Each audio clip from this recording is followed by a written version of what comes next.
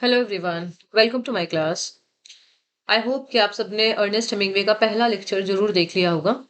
ये क्वेश्चंस हम डिस्कस कर रहे हैं यूथ कंपटीशन बुक से, जिसमें पीवाईक्यूज दिए हुए हैं और सिर्फ पीजीटी या टीजीटी के एग्जाम के आधार पे ही नहीं है। TGT in the sense DSSB के आधार पे ही नहीं है, बल्कि उसके अलावा भी कई सारे एग्जाम के क्वेश्चन इसमें इंक्लूडेड है।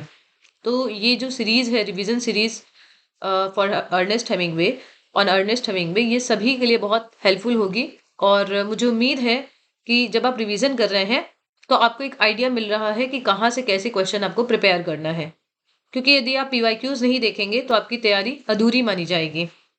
तो मेरा जो इंटेंशन है वो आपकी हेल्प करने का है, और ताकि आप जल्द से जल्द आप सबको जॉब मिल सके। आप में से बहुत लोग हैं जो बहुत समय से स्ट्रगल कर रहे हैं, तो मेरा ये छोटा सा इनिशिएटिव है एंड आई होप कि ये आपके लिए बहुत हेल्पफुल होगा।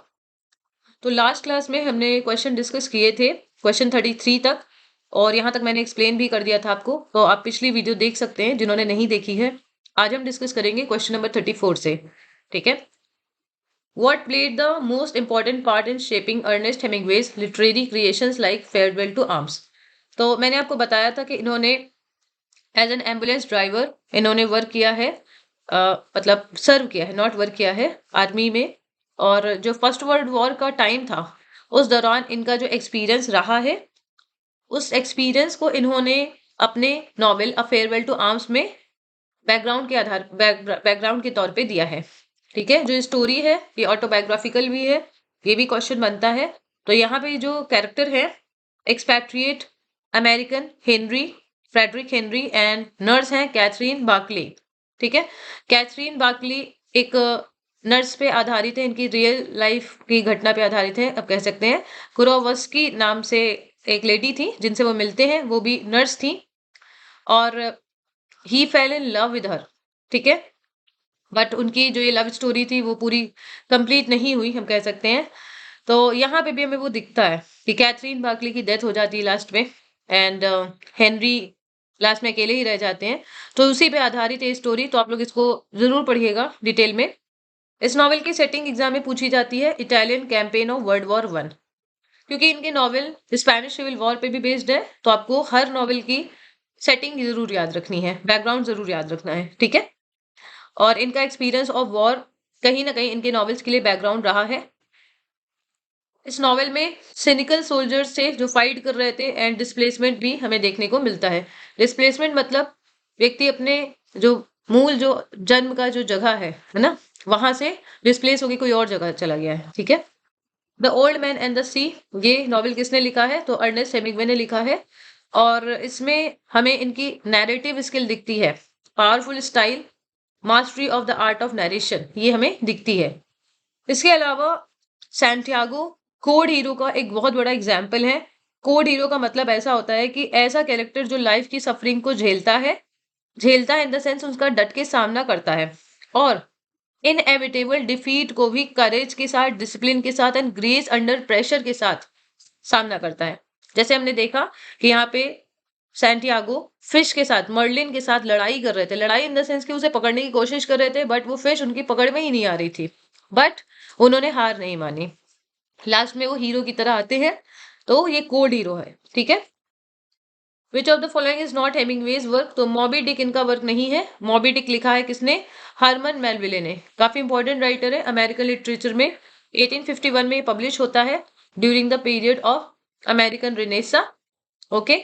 एंड बाकी जो नॉवेल्स हैं, ये तीनों नॉवेल्स के पब्लिकेशन ईयर मैच करने के लिए कई बार एग्जाम में पूछे गए हैं। ईयर, कैरेक्टर्स एंड बैकग्राउंड, ये मैच करने के लिए पूछा जाता है। तो द सन ऑल्सो राइजेस, जिसे हम फीस्टा भी कहते हैं, ये पब्लिश होता है यूके में फीस्टा नाम से 1926, for whom the bell tolls 1940, या फेयरवेल टू आर्म्स 1929। ठीक है। अब आपको याद रखना है इसमें कौन कौन से कैरेक्टर हैं। जो द सन ऑल्सो राइजेस में जेक बार्न्स हैं। ठीक है। यहाँ पे आपको कैरेक्टर दिखेंगे जेक बार्न्स। ठीक है। इसके अलावा आपको अ फेयरवेल टू आर्म्स में कौन दिखते हैं? Frederic Henry. ठीक है। तो ये आपको याद रखना है, और बाकी अभी आप नॉवेल्स के कैरेक्टर लिखिए। नेक्स्ट है each one does what he can, you can do nothing for yourself but perhaps you can do something for another। ये for whom the bell tolls की लाइन है, ये आपको याद रखनी है। कोड हीरो टर्म ये किससे एसोसिएटेड है? हेमिंग्वे से। कई बार कोड हीरो को डिफाइन करने के लिए भी आता है, तो मैं आपको जब नोट्स प्रोवाइड करूंगी तो उसमें मैं इंक्लूड करूंगी। This novel presents American expatriates. The title is from Ecclesiastes, या आप कह सकते हैं बाइबल। तो ये टाइटल कहाँ से लिया गया है? बाइबल से, इक्लेसियास्टिस से। द सन ऑल्सो राइजेस का ये क्वेश्चन बना है। इसमें एक कैरेक्टर है पैड्रो रोमरो, ये एक मैटाडोर है, यंग बुल फाइटर है। ये किस नॉवेल में आते हैं? द सन ऑल्सो राइजेस में। ठीक है, आपको कैरेक्टर का नाम याद रखना है। इसमें आते हैं Robert Cohn, Jacob Barnes, Lady Brett Ashley. कई बार Lady Brett Ashley and Catherine का कैरेक्टर लोग कंफ्यूज हो जाते हैं, दोनों को एक दूसरे में इंटरचेंज कर देते हैं नॉवेल में, तो आपको लिस्ट बनानी है। In the old man and the sea Santiago क्या है? एक क्यूबर फिशरमैन है। ठीक है, Santiago had not caught a single fish for how many days? 84 days तक इन्होंने कोई फिश नहीं पकड़ी है। जब स्टार्टिंग होती है, जब कहानी की शुरुआत होती है, तो पहला दिखाया जाता है कि 84 डेज हो चुके हैं और उन्होंने कोई फिश नहीं पकड़ी है। फिर वो अगले दिन 85th डे पे जाते हैं और उनका ये दृढ़ निश्चय रहता है कि वो एक फिश पकड़ के जरूर लाएंगे, और फिर उन्हें 18 फीट लंबी मार्लिन फिश मिलती है ना।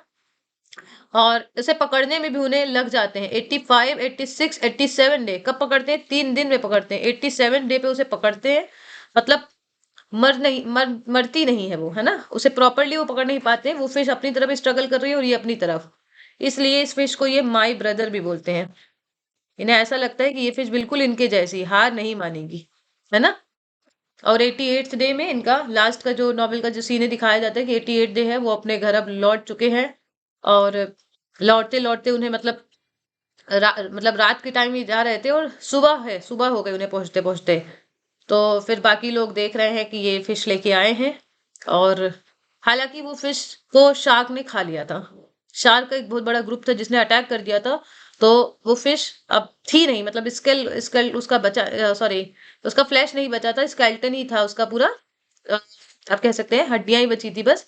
लेकिन लोगों ने अनुमान लगाया, उसको नाप के मेजर कर, क्योंकि ये बहुत लंबी फिश थी, तो बड़ी फिश थी, तो सबने बहुत ज्यादा अप्रिशिएट किया। ठीक है, पढ़िएगा, बहुत अच्छी नॉवेल है और मैं भी डिस्कस करूंगी summary. A young boy who appears in the novel the old man and the seas, क्या नाम है इसका? मैनोलिन है। मैनोलिन एंड मार्लिन दोनों एक ही जैसे लगते हैं, तो आपको ये क्लियर रखना है। बॉय है मैनोलिन, बहुत अच्छा लड़का है, हमेशा सैंटियागो का साथ देता है। ठीक है, इनसे फिशिंग सीखता है। Santiago talks of American baseball, यहाँ पे भी बच्चे गलती करते हैं, बेसबॉल की जगह बास्केटबॉल कर देते हैं। बेसबॉल है, बेसबॉल जो प्लेयर है उसकी बात करते रहते हैं सैंटियागो, और उनका क्या नाम है? जो डी मैगियो, द ग्रेट डी मैगियो। ऐसा इनकी बात क्यों करते हैं? क्योंकि इनका बैकग्राउंड भी फिशिंग वाला था। इनके फादर बहुत ज्यादा बहुत ज्यादा अमीर नहीं थे, पुअर बैकग्राउंड से बिलोंग करते थे ये ग्रेट जो डी मैगियो, तो इसलिए ये हमेशा उनकी बात करते हैं। In order to forget his cut hand and aching back, Santiago recalls the days when man called him by the title. तो जब ये फिश पकड़ने की कोशिश करते हैं, तो क्या होता है कि इनके हाथ कट जाते हैं। ठीक है, अब ये उस दर्द को भुलाने के लिए अपने यूथ के डेज को याद करते हैं, जब इनके साथी इनको एल कैंपियन बुलाते हैं। एल कैंपियन ये स्पेनिश लैंग्वेज है। ठीक है, इसका मतलब होता है चैंपियन। तो इन्होंने ये जो टाइटल जो कमाया था, इन्होंने जो अपनी स्पिरिट, अपने एंड्योरेंस, अपनी ब्रेवरी, बहादुरी और अनयील्डिंग स्पिरिट जो थी, उसके कारण ये टाइटल कमाया था। लेकिन अब क्योंकि वो बूढ़े हो चुके हैं और अब उनको कोई तारीफ नहीं करता, सब लोग उन्हें मॉक करते हैं, उन्हें बोलते हैं सलाओ, है ना। इसका मतलब होता है अनलकी। अब उन्हें अनलकी लोग बुलाते हैं।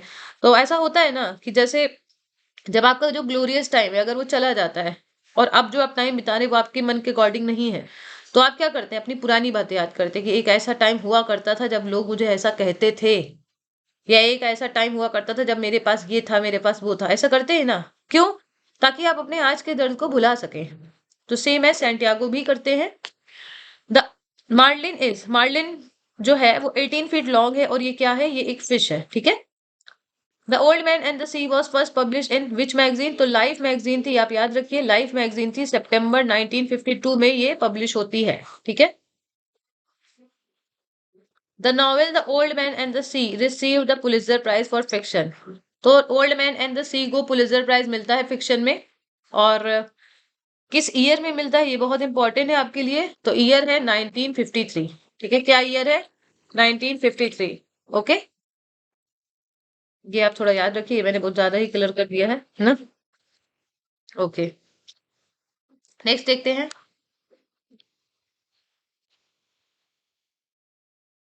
What do the critics call the old man and the sea. तो क्या बोलते हैं क्रिटिक्स? इसे ट्रायम्फ बोलते हैं। अच्छा, एक बात और मैं बता दूं आपको, शायद मैंने पिछली क्लास में भी बताया था। जब ओल्ड मैन एंड द सी जो इन्होंने नॉवेल लिखा है, इसके पहले अर्नेस्ट हेमिंग्वे ने स्टोरीज ही लिखी हैं, लाइक शॉर्ट स्टोरी ही लिखी है। ठीक है, लेकिन मतलब अगर आप देखें, मतलब ऐसा नहीं है कि कोई नॉवेल नहीं लिखा है, लिखा है, लेकिन एक नॉवेल था जिसे पढ़ के इन्हें काफी इंस्पिरेशन मिलती है, वो है द ग्रेट गेट्सबी, है ना। तो ये आप नोट कर सकते हैं, और ये इनका काफी सक्सेसफुल भी नॉवेल रहा। On the 85th day Santiago rows to the direction of fishes known as great wall. तो मैंने आपको बताया था 84 डे तक उन्होंने कोई फिश नहीं पकड़ी थी। 85th डे में ये डिटर्मिनेशन के साथ जाते हैं फिश पकड़ने, और कहाँ पे? डायरेक्शन ऑफ फिशेज, जिसे हम ग्रेट वॉल कहते हैं। इन्हें नोबेल प्राइज मिलता है, कब मिलता है? 1954 में।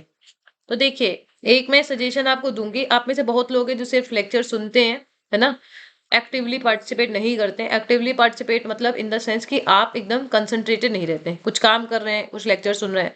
तो देखिए, ऐसे क्या होता है, ध्यान भटका रहता है।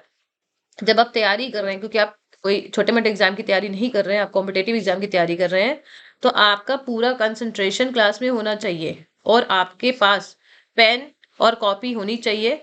अगर आपके पास ये बुक है तो बहुत ही बढ़िया बात है, आप अंडरलाइन करते जाए तो धीरे धीरे आपकी बुक भी कंप्लीट हो जाएगी, और आपका रिवीजन भी बहुत बढ़िया से हो जाएगा, है ना। और जब आप क्लास कर लें, उसके बाद आप ये याद करिए कि इसमें हमने आज क्या क्या पढ़ा। आपको क्या करना है? रिकॉल करना है, बिना नोट्स के। अभी तो आप नोट्स के साथ रिवीजन कर रहे हैं, उसके बाद आप बैठिए और सोचिए कि क्या आपने पढ़ा। तो ये जो रिकॉल वाली टेक्निक है, ये आपके एग्जाम में बहुत काम आएगी। क्योंकि एग्जाम में क्या होता है, ज्यादातर बच्चों का मैंने देखा है, दो ऑप्शन में अटक जाते हैं, 50-50 में अटक जाते हैं, कि ये होगा कि ये होगा। इसमें बहुत क्वेश्चन गलत होते हैं आपके आते हुए, और उसकी जो मेन वजह है वो यही है कि आप लोग रिवीजन पे ज्यादा फोकस करते हैं, हर समय नोट्स लेके।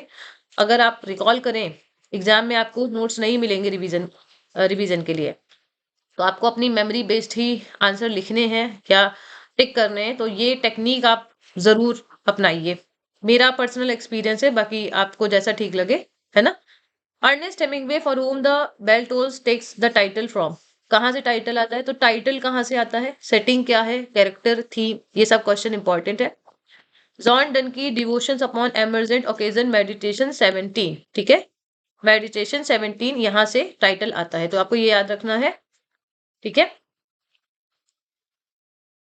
तो इसका टाइटल मैंने आपको बताया, जॉन डन की series of meditation and prayers on health, pain and sickness, जो कि पब्लिश हुई थी 1624 में। Devotions upon emergent occasion meditation 17 यहाँ से लिया गया है।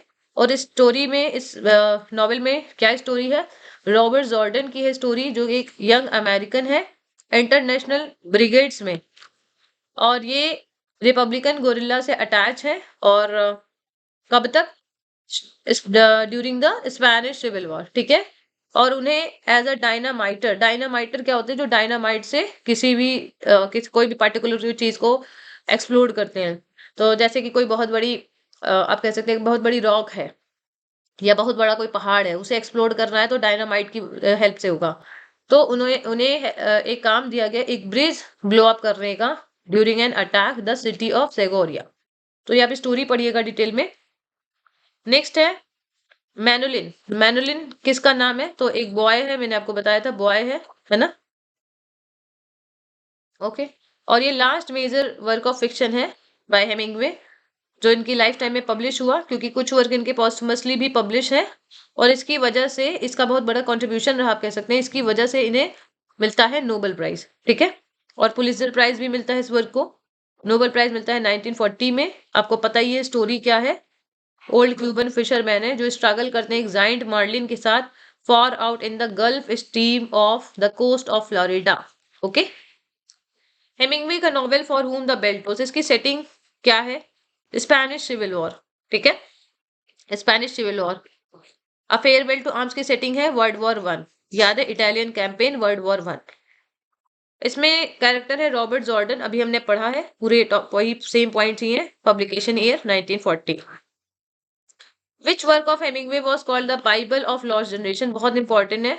इसके जो शुरुआत का जो पार्ट था, ठीक है, उसमें इन्होंने लिखा है we all are of lost generation. तो द सन ऑल्सो राइजेस के स्टार्टिंग के पार्ट में है, ये आपको याद रखना है। और इन्होंने इस टर्म को पॉपुलराइज किया है, बट इसको क्वाइन इस टर्म को किया है गर्ट्रूड स्टीन ने।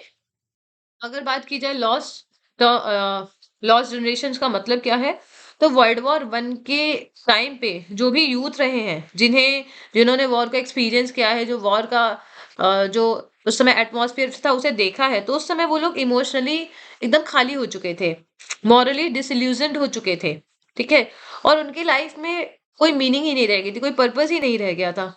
तो ये उस जनरेशन की बात कर रहा है जो वर्ल्ड वॉर वन के टाइम पे थी, और उनकी ब्रोकन रिलेशनशिप रहे हैं, फेल्ड लव रिलेशनशिप रहे हैं, इमोशनली एम्पटी हो चुके हैं, एलिनेशन रहा है, और उन्होंने traditional moral and social values को रिजेक्ट किया है। They were disillusioned with the society, they lost their faith in religion, love, okay, they lost their purpose of life, and they were also emotionally and psychologically traumatized due to war।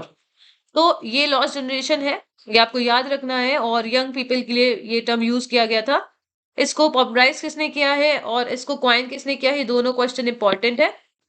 इसके अलावा आपको ये भी याद रखना है कि इस लॉस्ट जनरेशन ग्रुप से एसोसिएटेड कौन कौन थे, तो Ernest Hemingway, F Scott Fitzgerald, Gertrude Stein and John Don, ठीक है, ये कुछ एसोसिएटेड थे।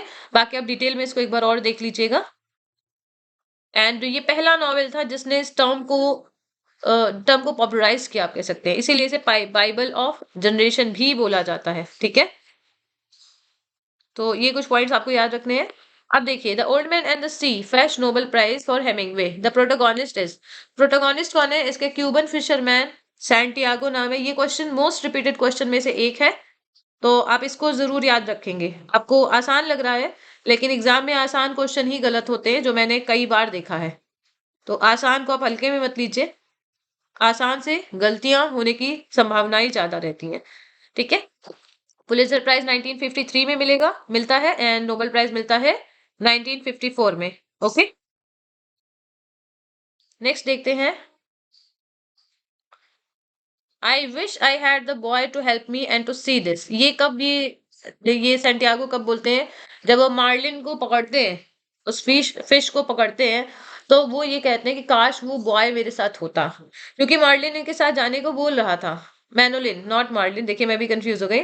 मैनोलिन इनके साथ जाने को बोल रहा था, लेकिन क्योंकि मैनोलिन के मदर फादर पेरेंट्स को पसंद नहीं था कि वो सैंटियागो के साथ रहे, क्योंकि सब उन्हें अनलकी मानते हैं, तो इसलिए सैंटियागो को भी ये बात थोड़ी सी खराबी लग जाती है, और वो मैनोलिन को अपने साथ ले जाने से मना कर देते हैं। लेकिन जब वो फिश पकड़ते हैं, ठीक है, मार्लिन को जब वो पकड़ते हैं, तो वो कहते हैं कि काश वो लड़का मेरे साथ होता और वो देखता इसे। ओके, नेक्स्ट है which fish does Santiago eat in the deep sea, तो ट्यूना को ये खाते हैं डीप सी में, क्योंकि खाने के लिए तो कुछ होना चाहिए, तो ट्यूना फिश को ये पकड़ते हैं। नेक्स्ट ये बहुत इंपॉर्टेंट है, ये देखिए, I love you and respect you very much but I will kill you dead before this day ends, who said and to home, तो ये मार्लिन से ही बात करते हैं, उसे माई ब्रदर बोलते हैं, और ये कहते हैं कि मैं बहुत तुम्हें लव करता हूँ, बहुत रेस्पेक्ट करता हूँ, लेकिन ये दिन समाप्त होने से पहले मैं तुम्हें मार दूंगा, ठीक है। How old are you, is this your first trip, to whom does Santiago refer saying this, तो ये किसको बोलते हैं, वार्बलर एक फिश है जो कि उनकी बोट के ऊपर ऐसे उड़ रही होती है, तो उससे ये बोलते हैं। In the event of success Santiago was for making a pilgrimage to, तो जब सैंटियागो फिश नहीं पकड़ पाते हैं, जो उनका टारगेट रहता है उसे नहीं पकड़ पाते हैं, तो सैंटियागो ये कसम खाते हैं, क्या कसम खाते हैं, ये वो लेते हैं कि वो एक तीर्थ यात्रा पर जाएंगे, ठीक है, और वो कहाँ, वर्जिन डी कोबरा की तीर्थ यात्रा पर जाएंगे अगर वो फिश पकड़ने में कामयाब हो गए। तो ये आपको याद रखना है, ठीक है। ये एक पैट्रन पैट्रन सेंट है क्यूबा के, क्योंकि क्यूबन फिशरमैन है, तो पैट्रन सेंट है, और इनकी श्राइन लोकेटेड थी सैंटियागो डी क्यूबा के नजदीक, ठीक है। तो यहाँ पे ऐसा लोग मानते हैं कि बहुत मिरेकल्स इनकी श्राइन के पास है। तो यहाँ पे देखिए बहुत सारे जो भी टूरिस्ट रहते हैं, क्यूबा के जो बहुत सारे टूरिस्ट रहते हैं, वो यहाँ इनकी श्राइन पे जाते हैं और वहां पे जो भी उनकी कसम रहती है, जो भी डिटर्मिनेशन रहता है, उसे वो पूरा करते हैं। और ये काफी ऊंचाई पे भी है। तो ये आप कुछ पॉइंट्स याद रख सकते हैं। तो ये ऐसा क्यों कहते हैं, ताकि अगर वो सक्सेसफुल हो जाए तो अपना जो उन्होंने वादा किया है उसे वो निभाएंगे, ठीक है। Santiago is successful to kill the captive fish on the 87 day. यहाँ पे देखिए बहुत कंफ्यूजन हो जाता है। 85th डे से लेकर 87 डे का ये इनका स्ट्रगल रहता है। तो 87 डे में कामयाब होते हैं एंड 88th डे में ये घर वापस चले जाते हैं, ठीक है। Man is not made for defeat, a man can be destroyed but not defeated. बहुत ही ज्यादा मोटिवेशनल लाइन्स हैं और बहुत ही ज्यादा अच्छी लाइन्स हैं। जितनी भी अपने लिटरेचर में लाइन्स पढ़ी है उनमें से बेस्ट लाइन में से एक है। जैसे ये कैसी स्पिरिट है, जैसे रॉबर्ट ब्राउनिंग कहते हैं कि I was ever a fighter so one fight more, the best and the last, है ना। सैटन की लाइन है क्या, वॉट दो the field is lost all is not lost, है ना। बहुत मतलब बढ़िया बढ़िया लाइन्स है। आप लिटरेचर पढ़ेंगे बहुत मजा आएगा आपको पढ़ने में। तो ये लाइन्स किसने बोली है, सैंटियागो ने बोली है। उनका कहना है कि मैन जो है डिफीट के लिए नहीं बना है। एक मैन को आप डिस्ट्रॉय कर सकते हैं लेकिन आप उसकी मन को हरा नहीं सकते हैं, उसकी विल पावर को आप डिफीट नहीं कर सकते हैं, है ना। तो बहुत अच्छी लाइन है। जब आप डिस्क्रिप्टिव आंसर लिख रहे हैं तो ये कोटेशन आपको जरूर ऐड करनी है, नहीं तो आपका क्वेश्चन का आंसर अधूरा ही है ना। कुछ भी पूछा जाए आपको ये लाइन जरूर ऐड करनी है। The struggle between Santiago and marlin, ये क्या सिम्बलाइज करता है, तो मैन काइंड वर्सेज नेचर। ये थीम बहुत इंपॉर्टेंट है। यहाँ से क्वेश्चन बनता है कि the old man and the sea की थीम क्या है। तो द मैन काइंड का स्ट्रगल और वर्सेज नेचर, ठीक है। निक नेम पापा, हेमिंग्वे का निक नेम क्या था, पापा। और ये 1920s एक्सपैट्रिएट कम्युनिटी जो कि पेरिस में थी, इसका पार्ट थे। और ये लॉस्ट जनरेशन के नाम से भी जाने जाते थे। तो मैंने आपको बताया था कि जो लोग डिस्प्लेस हो चुके हैं, एक जगह से दूसरी जगह हो चुके हैं, यूथ लोग जो डिसइल्यूजन्ड है ना। तो ये जब पेरिस में जाते हैं एम्बुलेंस ड्राइवर के तौर पे वर्ल्ड वॉर 1 में सर्व करते हैं, तो ये इनका भी कुछ एक्सपीरियंस ऐसा ही रहता है। क्योंकि एक ब्लास्ट होता है जिसमें इनके दोनों पैर घायल हो जाते हैं। इन्होंने वॉर को सामने से देखा है, बहुत क्रुएलिटी रही है वॉर में। तो ये भी डिसइल्यूजन ही थे अगर आप देखें। और इनकी लाइफ में बहुत सारे उतार चढ़ाव आए। तो जब मैं इनकी बायोग्राफी डिस्कस करूंगी तो मैं उन सभी पॉइंट्स को डिस्कस करूंगी कि क्या क्या उतार चढ़ाव आए। क्योंकि बहुत लोगों का सवाल ये है कि जब इन्होंने इतना बढ़िया नॉवेल लिखा है the old man and the sea, उन्होंने कहा है man is not made for defeat, a man can be destroyed but not defeated, तो इन्होंने सुसाइड क्यों किया। तो ये एक बड़ा सवाल है, इसके बारे में मैं बताऊंगी कि क्या रीजन था, ठीक है। Known as the lost generation, तो ये एक मेमोयर में इसमें इन्होंने डिस्क्राइब किया था इसे। कौन सा मेमोयर था, अ मूवेबल फीस्ट। यहाँ से क्वेश्चन बनता है नेम द मेमोयर। तो एम आप ऐसे याद कर सकते हैं। मेमोयर क्या होता है, किसी भी एक घटना पे आधारित होता है, मेमोरी बेस्ड होता है ये, ठीक है। हेमिंग्वे ने शादी करी थी, कितनी बार शादी करी थी, तो 4 टाइम्स मैरिज करी थी इन्होंने, ठीक है। कितनी बार, 4 टाइम्स मैरिज करी थी। और जब आप पढ़ेंगे, जब आप अपने नोट्स पढ़ेंगे तो आपको पॉलिन पेफर का नाम मिलेगा, मैरी वेल्स का नाम मिलेगा, ठीक है। इसके अलावा इन्होंने जो पहली शादी करी थी हार्डली रिचर्डसन से करी थी। सेकेंड पॉलिन पॉलिन पेफर से करी थी। थर्ड वाइफ इनकी थी मार्था गेलहॉर्न एंड फोर्थ थी मैरी मैरी वेल्स, है ना। तो मैरी वेल्स की साथ जो हेल्थ इश्यूज थे वो बहुत ज्यादा थे और उनकी डेथ भी हो जाती है। तो उनकी डेथ का इन पे बड़ा गहरा असर पड़ा था। इसके अलावा इनको बहुत सारे मतलब ऐसे अटैक भी आते रहते थे, ठीक है। ये मेंटली आप कह सकते हैं बहुत ज्यादा परेशान हो गए थे। वॉर भी एक वजह था और उसके अलावा इनकी पर्सनल लाइफ भी थोड़ी डिस्टर्ब थी। तो जिसके कारण लास्ट में इतने ज्यादा ये फ्रस्ट्रेटेड हो जाते हैं कि फिर ये सुसाइड कर लेते हैं, ठीक है। देखते हैं next. Hemingway's protagonists are typically stoic males who must show grace under pressure. अभी मैंने आपको बताया है ग्रेस अंडर प्रेशर, ये आपको टर्म एकदम याद रखनी है, ठीक है। ये टर्म कोड हीरो से ही रिलेटेड है, ठीक है। Hemingway's first writing experience was writing for, तो इन्होंने ट्रैपीज एंड टैबुला, ठीक है, इसके लिए लिखा है। तो आपको याद रखना है ट्रैपीज एंड टैबुला ये 2 मैगजीन है जिसके लिए उन्होंने लिखना शुरू किया था, क्योंकि पहले इनका राइटिंग करियर नहीं था। ये आपको ध्यान रखना है, ठीक है। ईयर बुक थी ये। और इन्होंने एज अ कब रिपोर्टर भी काम स्टार्ट किया। देखते हैं। At the age of 18 he began his writing career as a cub reporter. कब रिपोर्टर क्या होता है? जो नया रिपोर्टर होता है ना, जिसे बहुत ज्यादा नॉलेज नहीं है, वो आप कह सकते हैं। द कैंसस सिटी स्टार के लिए। तो ये एक न्यूज़पेपर है जिसके लिए इन्होंने लिखना शुरू किया।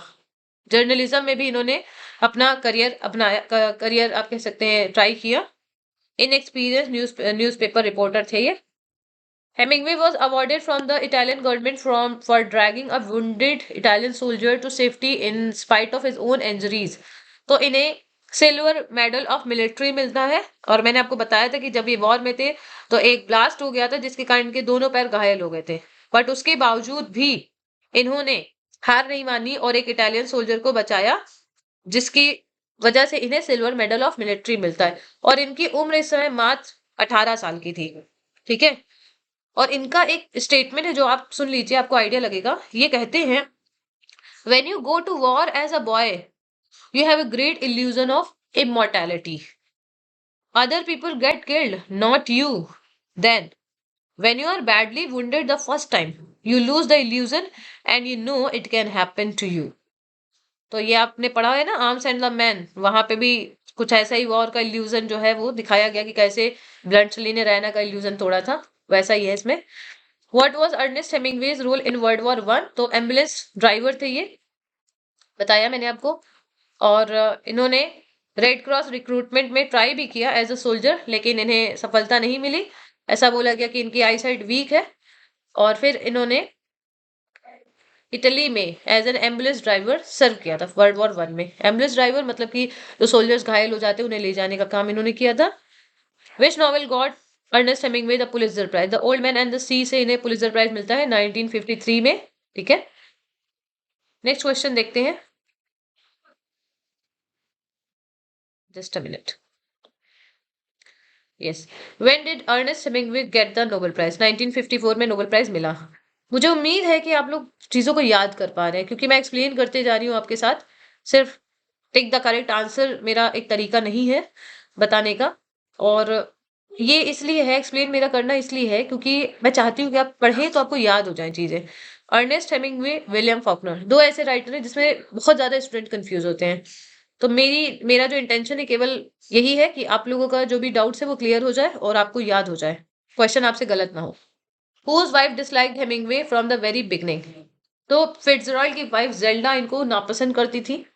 मैंने बताया था एडवर्ड फिट्जराल्ड, ठीक है। लॉस्ट जनरेशन में भी उनका नाम है। और द 100 Years of Solitude ये इनका वर्क है, ठीक है। Whose wife called Hemingway bogus and phony as a rubber check, accused her husband of having an affair with him. Fitzgerald की वाइफ जेल्डा को ऐसा लगता था कि इनका अर्नेस्ट हेमिंग्वे के साथ अफेयर है, होमोसेक्सुअल रिलेशनशिप में, इसलिए ये नापसंद करती थी। इन्हें बोगस एंड फोनी भी भूला है। Which novel took Hemingway only 6 weeks to finish at his favorite restaurant in Montparnasse? ठीक है। The Sun Also Rises, इसको इन्होंने 6 weeks में कंप्लीट कर दिया है। Published in 1929, this novel presents the romance between Frederick Henry, an American soldier, and Catherine Barclay, a British nurse. This novel is heavily autobiographical. The plot is inspired by his relationship with Sister Von Kuravsky. मैंने अभी आपको नाम बताया था, कुरावेस्की nurse थी। इनके साथ इनका जो रिलेशनशिप था उसी पे बेस्ड है इस नॉवल की स्टोरी, ठीक है। नेक्स्ट इनका स्टेटमेंट है, you can write any time people will leave you alone and not interrupt you. मतलब आप कभी भी लिख सकते हैं, जब लोग आपको अकेले छोड़ के चले जाएं, आपको इंटरप्ट ना करें, तो आप लिख सकते हैं उस टाइम। और rather than you can if you will be ruthless enough about it। और अथवा आप लिख सकते हैं, आप कर सकते हैं ऐसा तब जब आप इस बारे में एनफ रूथलेस हो जाएं कि मतलब लोग आपको इंटरप्ट करना छोड़ दें, आपको अकेला छोड़ के चले जाएं। But the best writing is certainly when you are in love. लेकिन बेस्ट राइटिंग कब होती है? तभी होती है जब आप लव में होते हैं, ऐसा इनका कहना है। डेथ इन द आफ्टरनून ये एक बुक है और ये किस बारे में है? बुल फाइटिंग के बारे में है, ठीक है। बुल फाइटिंग के बारे में है। तो आपको ये पॉइंट्स याद रखने हैं क्योंकि द सन ऑल्सो राइजेस में भी पैम्पलोना फिस्टा की बात की गई है, जिसमें बुल फाइटिंग को दिखाया गया है। तो यहाँ से बहुत सारे बच्चे जो है ये गलत करके चले आते हैं, दोनों में कंफ्यूजन हो जाता है उनको। ठीक है, और ये नॉन फिक्शन है, ये भी आप ध्यान रखिएगा। This is a non fiction. Okay, इसका पब्लिकेशन अगर बोले तो 1932 में ये पब्लिश होती है। बाकी आप डिटेल और पढ़िएगा। Pamplona feast of 1925 is fictionalised. तो द सन ऑल्सो राइजेस में पैम्पलोना फिस्टा की इन्होंने बात करी है। पैम्पलोना फिस्टा क्या होता है? ये एक काइंड ऑफ आप कह सकते हैं फेस्टिवल है। ठीक है, और यहाँ पे बुल फाइटिंग होती है, जैसे आपने उस मूवी में देखा होगा जिंदगी ना मिलेगी दोबारा, अच्छी मूवी है काफी। इसमें इस फीस्टा को दिखाया गया है, स्पेन में ये होता है और एनुअली ही इसको हेल्ड किया जाता है। इसमें बहुत सारे बुल्स होते हैं जो दौड़ते हैं और बहुत सारे लोग हैं उनके सामने आते हैं, मतलब उनको वो बचते हैं। एक काइंड ऑफ करेज का ये गेम है ना? तो ये आपको याद रखनी है। हालांकि इस गेम को बीच में बैन भी कर दिया गया था, लेकिन फिर इस नॉवेल में इसका जिक्र है। तो आप एक बार चाहें तो इसका एक वीडियो देख सकते हैं इस गेम का, तो आपको समझ में आएगा कि ये क्या होता है। ठीक है, और ठीक है, करेज का गेम है ना? Who influenced Hemingway in his writing on Spain? तो टी.ई. ह्यूम ने इनकी राइटिंग्स को, स्पेन की राइटिंग्स के लिए इन्हें इन्फ्लुएंस किया है। In 1938, along with his only full-length play entitled The Fifth Column, 49 stories were published in the collection. तो इनका एक ही प्ले है, फुल लेंथ प्ले, जो है द फिफ्थ कॉलम। जब कोई राइटर एक पर्टिकुलर जॉनरा के लिए फेमस है, जैसे नॉवेल के लिए फेमस है, तो आपको इनका प्ले, इनका नॉन फिक्शन, इसका नाम पता होना चाहिए। तो इनका सिंगल ही प्ले है द फिफ्थ कॉलम। इसको इन्होंने एक collection the fifth column and the first 49 short stories के साथ पब्लिश किया था। तो बाकी सारी शॉर्ट स्टोरीज थी, तो आपको नाम याद रखना है। The title of the novel for whom the bell tolls, ये कहाँ से लिया गया है? हमने डिस्कस किया है डन की मेडिटेशन 17 से। ठीक है, Hemingway was awarded the Nobel prize for the old man and the sea. तो ऐसा नहीं कि सिर्फ इसी नॉवेल के लिए मिला, लेकिन इस नॉवेल में जो इनका स्टोरी नरेशन था, नरेटिव जो स्टाइल थी, उसने काफी प्रभावित किया और उसका बहुत मेजर इसका रोल रहा है इन्हें नोबेल प्राइज दिलाने में। इस नॉवेल को साइड भी किया जाता है जब नोबेल प्राइज दिया जाता है। ठीक है, द कैरेक्टर रॉबर्ट जॉर्डन, ये किस नॉवेल में अपीयर होते हैं? For whom the bell tolls में। ठीक है, 1940 में नॉवेल पब्लिश होता है। रॉबर्ट जॉर्डन की स्टोरी है, एक यंग अमेरिकन है। ठीक है, कैथरीन बार्कली, ये कैरेक्टर किस नॉवेल में है? फेयरवेल टू आर्म्स, बताया मैंने, नर्स है ये। एंड कुरावस्की के नर्स कुरावस्की के कैरेक्टर पे बेस्ड नहीं है। ठीक है, इसके अलावा हेमिंगवे ने इन्हें द सन ऑल्सो राइजेस में ब्रेड एशली के कैरेक्टर में भी दिखाया है। कुरावस्की को ब्रेड एशली के कैरेक्टर में भी दिखाया है। ठीक है, बाकी आपने देखा ही है। Ernest Hemingway visited Spain during the Civil War and utilized his experience in the book. तो स्पेन का जो उनका एक्सपीरियंस है, क्योंकि स्पेनिश सिविल वॉर बैकग्राउंड रहा है फॉर होम द बेल्टोस का, तो ये एक्सपीरियंस उन्होंने किस नॉवेल में दिखाया है? फॉर होम द बेल्टोस में। ठीक है, ये हेमिंगवे का लॉन्गेस्ट नॉवेल है और इसमें हीरो कौन है? Robert Jordan. तो देखिए, आप देख पा रहे हैं किसी में बर्ड वॉर है, किसी में स्पेनिश सिविल वॉर है, तो आपको इसकी लिस्ट बनानी है। Hero of the old man and the sea कौन है हीरो? तो कौन है? सैंटियागो। ठीक है, इनका जन्म कहाँ हुआ था ये भी आपको याद रखना है। यूएसए में हुआ था, इलिनॉइस में हुआ था, ओक पार्क इलिनॉइस में, यूएसए में।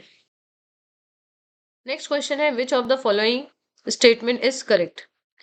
तो देखते हैं, ये आपकी लाइफ पे, इनकी लाइफ पे बेस्ड है। पहला है Ernest Hemingway committed suicide, he was killed in battle, he was murdered in a street ball, none of the above.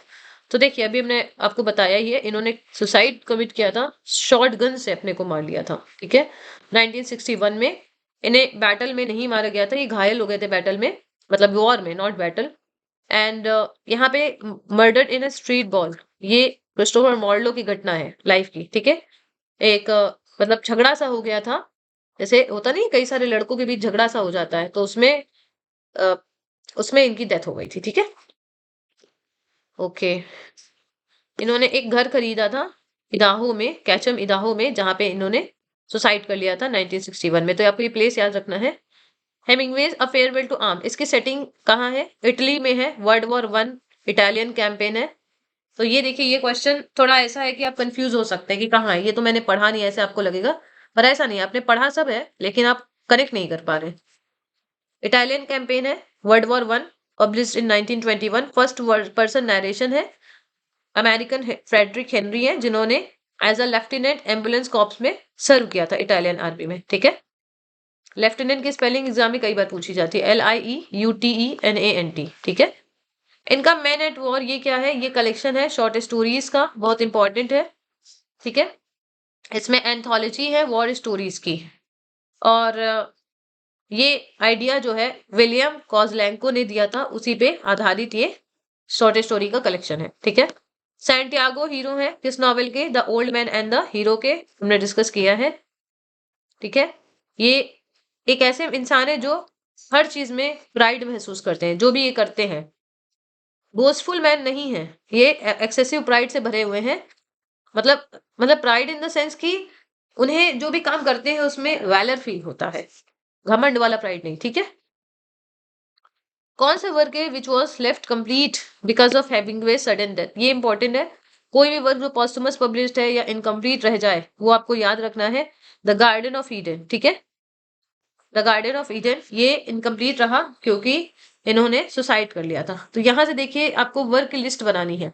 सभी स्टूडेंट्स के लिए मेरी सलाह है, जब भी आप नोट्स बनाइए, वर्क लिखिए, उसका पब्लिकेशन ईयर लिखिए साथ ही साथ, जिससे आपको याद करने में आसानी रहे।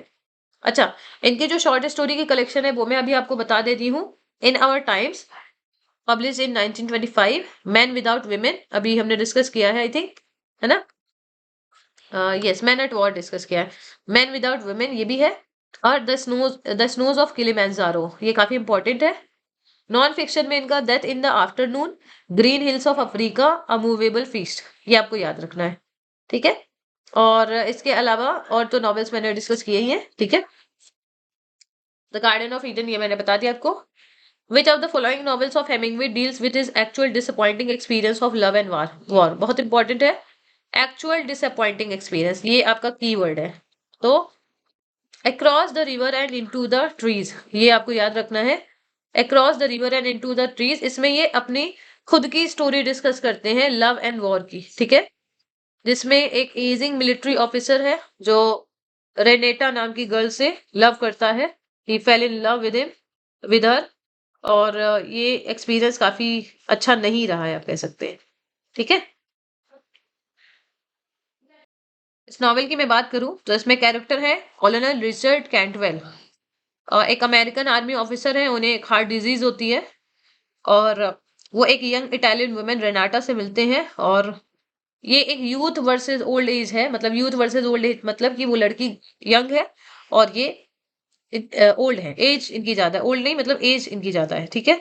तो ये उनके फेलियर लव को दिखाता है, उनकी जो लाइफ की जो प्रॉब्लम है उसको दिखाता है, उनके करियर, इमोशनल जो भी रिग्रेट्स रहे उनकी लाइफ में उसको दिखाता है, ठीक है।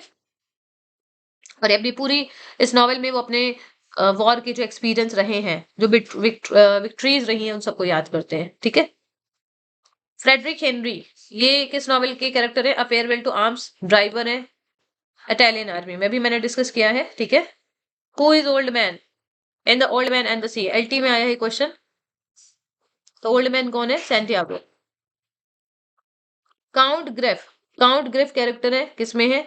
अ फेयरवेल टू आर्म्स में है, और इस स्टोरी के बारे में तो हमने अभी डिस्कस किया ही है, ओके। इसमें एक कैरेक्टर और है रिनाल्डी नाम से, ये ये भी ऑफिसर है। बाकी कैथरीन बार्कली, फ्रेडरिक हेनरी, ये सब कैरेक्टर है। एग्जाम पॉइंट्स देखते हैं। In our time, men without women, winner take nothing, old man and the bridge, on the quay at Smyrna, hills like white elephants, one reader writer, the killer, ये सब क्या है? Well lighted place, the short happy life of Francis Macomber, the snows of Kilimanjaro. तो देखिए, आपको यहाँ पे focus किस किस स्टोरी पे करना है जो मैंने एग्जाम में देखा है, बाकी आप पढ़ लीजिएगा। In our time, men without women, the snows of Kilimanjaro, ये मैंने देखा है, कई बार एग्जाम में पूछा गया है, तो ये शॉर्ट स्टोरी इनकी रही है, तो ये आपको ध्यान रखना है। Which novel of Hemingway could not be finish? The garden of Eden, ठीक है। The garden of Eden was publish posthumously in a much abridged form, कब पब्लिश हुआ है? 1986 में। द सी इन बीइंग, मैंने आपको बताया था ये सी ट्रायोलॉजी इन्होंने डिसाइड किया था, 3 नॉवेल्स का होता है ट्रायोलॉजी। तो ये लास्ट जो इनका नॉवेल था द सी इन बीइंग, इसको इन्होंने the old man and the sea नाम से पब्लिश किया है, ठीक है।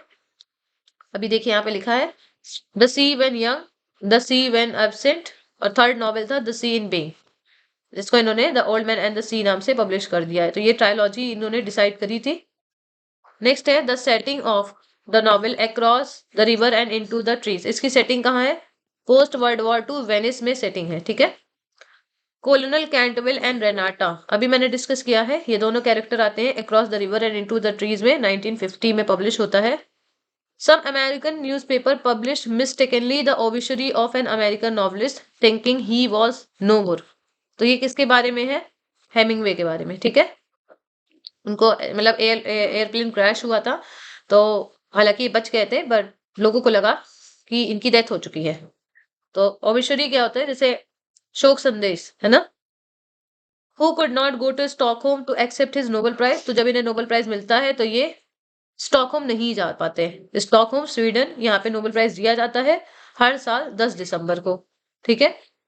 तो ये आपको याद रखना है। हेमिंगवे एक क्या थे? हेवी ड्रिंकर थे। ये पॉइंट इसलिए इंपॉर्टेंट है क्योंकि इनको ड्रिंक करने को मना किया था डॉक्टर ने, इनकी हेल्थ बहुत ज्यादा खराब हो रही थी, पुअर हेल्थ थी इनकी, और इनकी लाइफ में बहुत सारे फ्रस्ट्रेशंस भी थे, जिसकी वजह से इन्हें हैवी ड्रिंकिंग की लत हो जाती है, लेकिन इनकी हेल्थ के लिए वो अच्छा नहीं था, ठीक है। अब ये देखिए स्टेटमेंट, आप देखिए, why bulls are better than literary critics, इसके बारे में इन्होंने एक लेटर लिखा था एजरा पाउंड को। Bulls don't run reviews. Bulls of 25 don't marry old women of 55 and accept to be invited to dinners. Bulls do not get you cited as correspondent in society divorce trials. Bulls do not borrow money. Bulls are edible after they have been killed. तो ये bulls के बारे में इन्होंने बोला है, और topic क्या था? Wild bulls are better than literary critics. तो ये आप लाइन पढ़ सकते हैं, हालांकि क्वेश्चन एग्जाम में मैंने देखा नहीं है, क्वेश्चन जो भी देखा है इनके नॉवेल से ही रिलेटेड देखा है, ठीक है। फ्रेडरिक हेनरी एंड कैथरीन, ये बार बार देखिए आया है सवाल, फेयरवेल टू आर्म्स। और फ्रेडरिक हेनरी ये क्या थे? एम्बुलेंस ड्राइवर थे, किसमें थे? इटालियन आर्मी में, ठीक है। तो आपकी जो बुक है यूथ, इसमें इतने ही सवाल दिए हुए हैं, इतने ही क्वेश्चन दिए हैं पीवाईक्यूज पे बेस्ड। इसके अलावा और भी क्वेश्चन है जो बन सकते हैं, तो मैं उसे अगले क्लास में डिस्कस करूंगी। तो आज के लिए इतना ही, और मुझे उम्मीद है ये आपके लिए हेल्पफुल रही है, तो आप मुझे कमेंट के माध्यम से जरूर बताइएगा। ये जो रिवीजन सीरीज है अर्नेस्ट हेमिंगवे पे, स्पेशली उन बच्चों के लिए है जो पीजीटी की तैयारी कर रहे हैं, जेआईसी की तैयारी कर रहे हैं, या जिनके सिलेबस में अमेरिकन लिटरेचर प्रेस्क्राइब्ड है, जैसे नेट है, सेट है ना। उसके अलावा DSSB एंड KVS NVS, उन सभी बच्चों के लिए ये बहुत हेल्पफुल सीरीज है। तो आई होप कि आपके लिए ये काफी बेनिफिशियल होगी।